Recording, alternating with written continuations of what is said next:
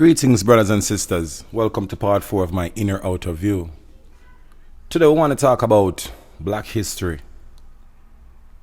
And I just want to spend this to the people that it shouldn't be one time a year when people focus on history. You know, this should be something where you take at least 2 or 3 times out of the week based on your schedule and study and learn a lot about your history. You understand? Because my journey started from me living in Jamaica as a kid, growing up with my mother, raising 4 kids without a father with the help of the Almighty. And all around me, all I see is poor people and starvation and people working for minimum wage and pure murder and just be a depression and oppression for the people. And I got the chance to fly. You understand, to fly out and go to places like the Bahamas and England and France. And as a youth traveling to the Bahamas, even though it's an island, to me I said, boy, I got foreign. So when I land in the Bahamas, I was staying in one of the tourist areas where everything was pretty and nice. And you understand, and when I go there now, I said, oh, that place is pretty. It look better than my country and thing like that. And I have problem with the food and thing. And a virgin said, I'm going to take me in the hood for go get some real island food because I never too like the food I get in the hotel. You understand? So when the man bring me down now in the hood, and this is in the Bahamas now, in the ghetto now if I get the food. Sorry. When I go in the place and I look on the situations of the people, I say, yo, but this remind me of Jamaica. I the same rough life the people them live. So now fly to England and land in Brixton, and I stay in a nice part of Brixton, and you know, we travel around, go to the malls, and everything look pretty and nice to me. And till I go in the heart of the hood again, and I start to see the same situation. Now I come to America and leaving the island, coming here. I don't know why when people leave, they always leave and check says like you're going to Bed of Rose or you're going to Paradise. Maybe I always see through the movies. But anyway, I'm landing at the place, I'm landing in Maryland, and Maryland is not a paradise. I live in a nice area and thing. I don't really that's it too much until I really start to venture out and go in at DC, you know, and start to go amongst my people. And I look upon some condition and I say to myself, so what weird, this condition seem to follow my people no matter where I go. Even in the rich countries, them still in the same, you know, state of mind, oppression and poverty. So I have to ask myself, I say, yo, what did my people do to deserve this type of treatment? Then I started thinking of myself now. I say, yo, there's only 2 things make people suffer, you know. Either you're a good person living amongst evil people, or you do something wrong in life and the judgment fall upon you or your children. Like the Bible said, don't let the curse be upon your children. You understand? So I start to think now, I say, all right, we suffer down. Everybody who live around couldn't be evil. I know it's not every white man evil, every Chinese man evil, every black man evil, such and the cases on. So some start to move to the next scenario now and say, this seems like it's more than hate. So I start to ask myself, so now, what did we really do to deserve this type of lifestyle? Then me hear people speak many times, like a lot of the black philosophers and them speak, and people like Baruch and them speak, and they will tell you how we once ruled Egypt, and we were once great kings and queens, and we were mighty men, and we had, you understand, all these things. But today we're at the bottom, and it's like it seemed to focus and push towards racism, like a real racism are the thing. But that is just the historical part of it. I am a man who believes firmly in the Bible, you understand, because it's one of the oldest books on the earth, and it tells the whole story of the creation from the beginning of man, which no other book do. So I tend to read this book and try to get a firm understanding of this book. And it tells us about when the children of Israel were in slavery in Egypt. You understand? And Moses spoke to the Most High, and the Most High told Moses to tell Pharaoh to let his people go. And Moses go in there and tell him that the Almighty Creator said to let his people go. And the Pharaoh told him that I am God. You understand? So that indicates and showing that these guys on there was actually worshipping other gods and calling themselves gods, and they weren't worshipping the God of creation. You understand? Because look at Moses' story. When Pharaoh's daughter find Moses by the river and she took him home. You understand? Just look at it. If Pharaoh was a Chinaman, and Pharaoh was saying that he didn't want any Spanish man be able to grow because it's a prophecy that one of them is going to overthrow them. Listen keenly. If Pharaoh was a Chinaman and he wanted to kill off all the babies of the Hispanic, if the daughter find the baby by the river and the baby was a Hispanic, once she brought that baby home, Pharaoh would know that this could be one of them. So this only shows you that Pharaoh and the slaves were the same complexion. That's the only reason why she was able to pass this baby off on him. Because if he was looking for, I said, a Chinese baby to overthrow his temple and she brought a Chinese baby in, he would say, no, get this baby out. But this only showed that the baby looked like them. And that's where the confusion came through, where he couldn't distinguish if the baby was one of the children of Israel. So the point I'm trying to make is that it's showing you that it was black people enslaving black people. And when I say black people, I don't mean Negroes, as you might be thinking. I'm thinking people of color when I'm speaking of that. You know what I'm saying? It was black people enslaving black people back in the ancient days. And God, according to the Bible, he said God destroyed them. And God also said, I will call my children from out of Egypt. So basically it shows you that it was black people enslaving black people in those times and worshiping other gods, Asherah, Osiris, Amun-Ra, Ishtar, and Baal, and all these other gods that they were worshiping. They weren't worshiping the creator of the universe. The reason why I choose to speak about this, because like I said, a lot of people will tell you about how we were once great kings and queens of Egypt, but nobody don't want to tell you what happened. But the thing I found out with most people, my brothers who are doing this Egyptology, they try to tell you that the Bible is nonsense. Don't read the Bible. So when you don't read the Bible and you fall into them and their belief that we were just righteous people and racism caused us to be at the bottom, then you will never know the truth. But I'm here to tell you that these people strayed away from God. You understand? And that is the reason why today in the face of this earth you find that these people suffer the consequences that they do. You understand? Because we are looking at this, you have to think of it. This was just after the flood, and man started to repopulate the earth. This is where they turned to again. And these people just came off the ark with the teaching from Noah, telling them about what happened and what caused God to cast this judgment down. So these people turn away from the Most High. I'm going to show you another prime example from the Bible. And now we're going to go into Ethiopia. When Queen of Sheba went to meet King Solomon, and King Solomon fell in love with her, and they said they had a child. She got pregnant, okay?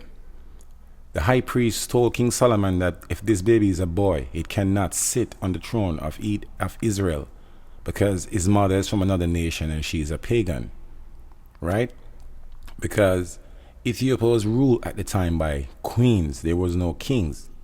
That's why you have the Queen of Sheba. If the Queen of Sheba had a husband, she wouldn't be in Jerusalem messing with King Solomon. So it shows you she was just a queen sitting on a throne who didn't have a king. And where does this come from? This comes from ancient Babylon again, and right back from Egypt again, the worshipping of Ishtar.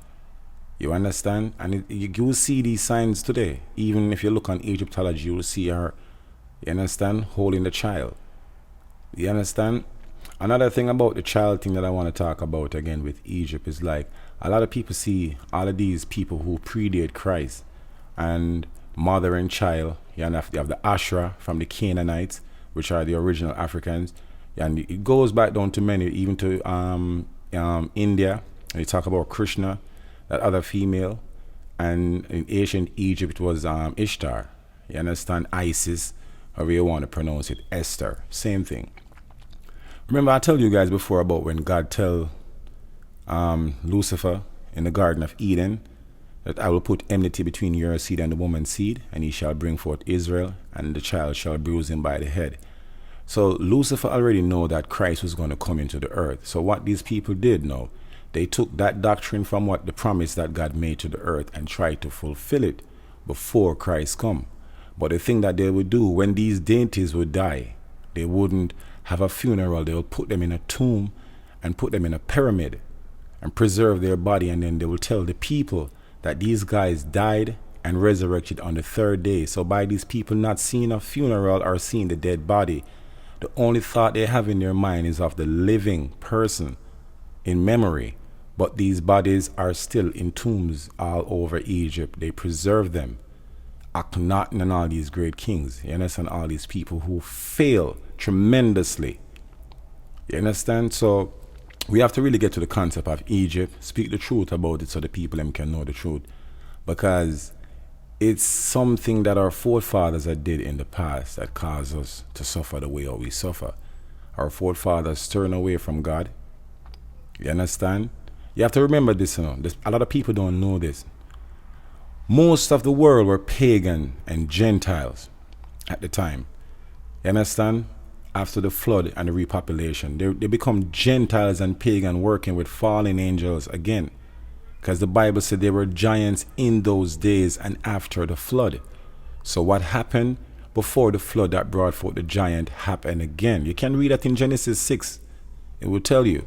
So these men were mingling with fallen angels, fallen spirits. You understand? And start to create it back these temples back on the face of the earth. And the point I was trying to make is most people were pagans in those days. Okay? So what the Most High did, he set a foundation on the earth by giving some people his knowledge to teach all the generation. So these people who he set to teach the knowledge, angels came to them, Michael came to them, Christ came to them, Moses encountered a burning bush on top of the mountain. These things never happened to any of the pagans. So God wouldn't punish the pagans like that because he said they don't know better. But the one that he has chosen to do his work, he said, I have sent angels to you. Christ came to you. I have revealed myself to you. I have spoken to you. He was expecting better from them. So when they turned away and started worshiping other gods and all these fallen angels and Anunnakis and all these people, that's when the Most High turned his back on his people and allowed them to fall. You understand? And then you have to remember this, you know. If it was told to Lucifer that Christ was going to come and take him down by the head, it's only going to be right for Lucifer to try and stop the people on the earth.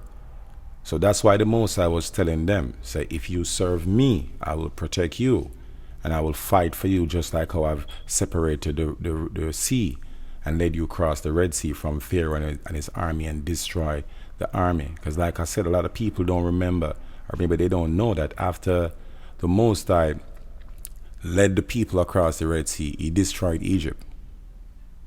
He totally destroyed Egypt.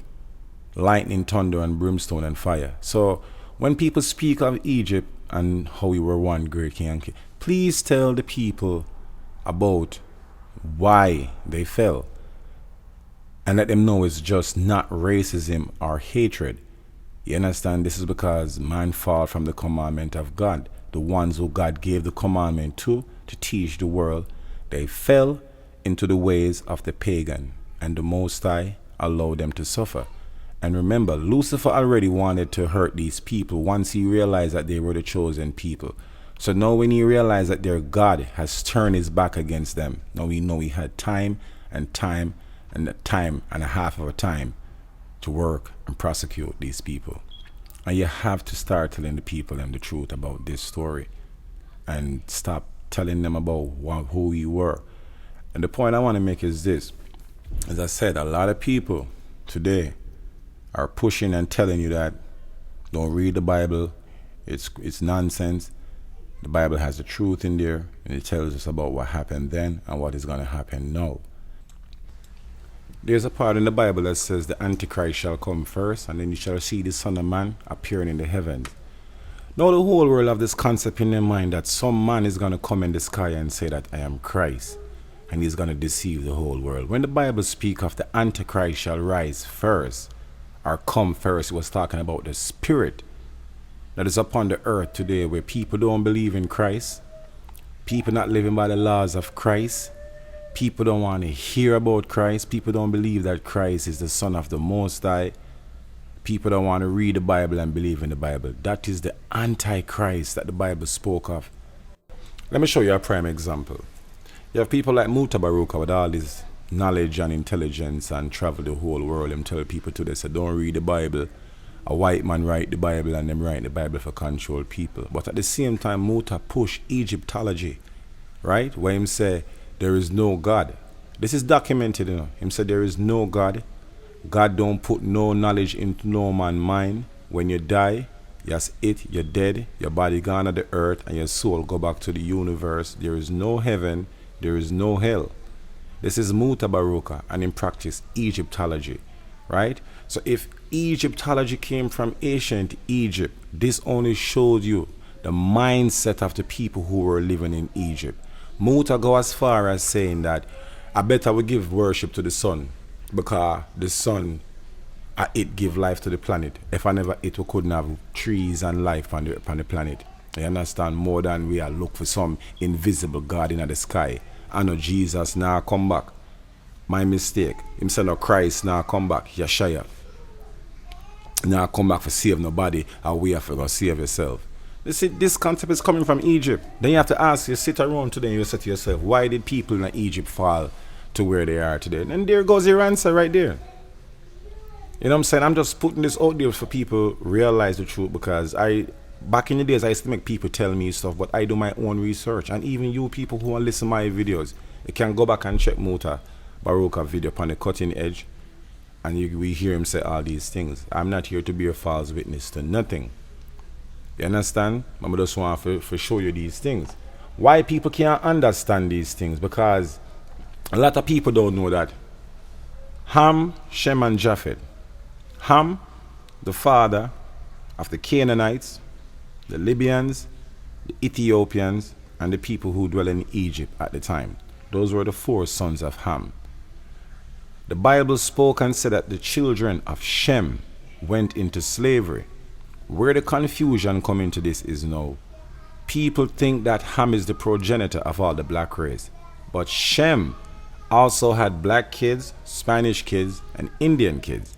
And the Bible said that the children of Shem, Jacob, Isaac, Abraham, their offspring, was enslaved in Egypt.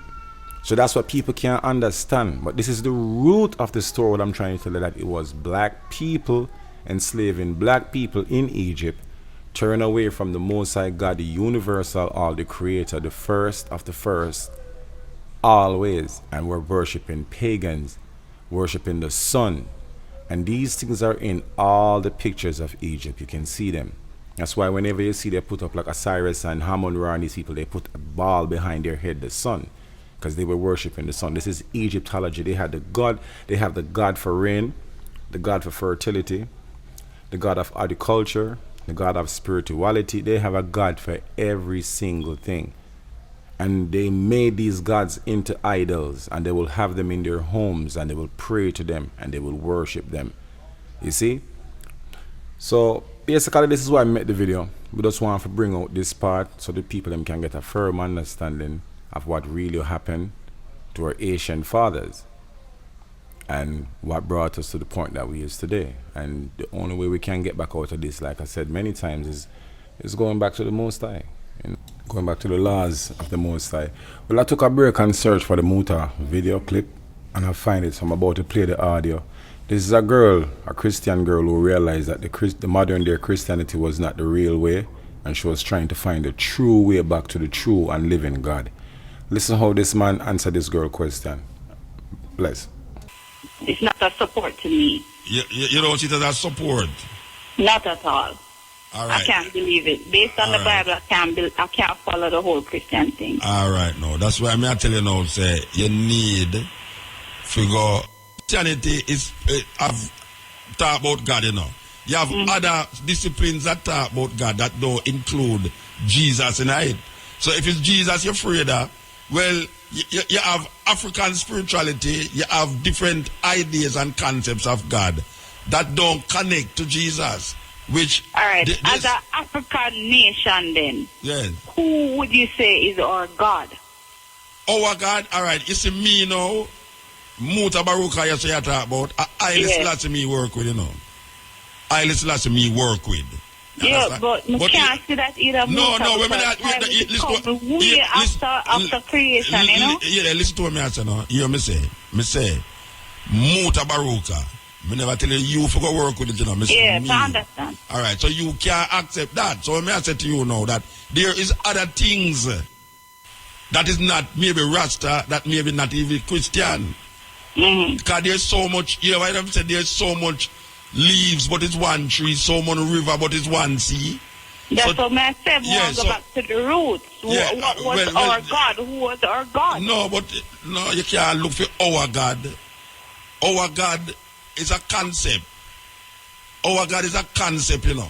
So you have different concepts of God in Africa. If you want to talk about the root now, you talk about the sun in the sky. If that you really want to go back to, but then you could all negate that too. Okay. If I tell you about the sun, you could have said, but you can't worship the sun. Because no, you don't worship Jesus already, so you couldn't go really look at the sun and go worship the sun. Yet still that is the root of the whole thing. The root of the whole thing, you know, is this never exist, him wouldn't exist neither. So him give praises to the sun, because the sun is the source of him life. The sun is the source of all energy. If it wasn't for the sun, none of it would not exist on the earth. The concept of Jesus Christ come from the idea of the sun. Alright, let me make this clear. I'm not making this video for put Muta Baruka down in any way. You understand?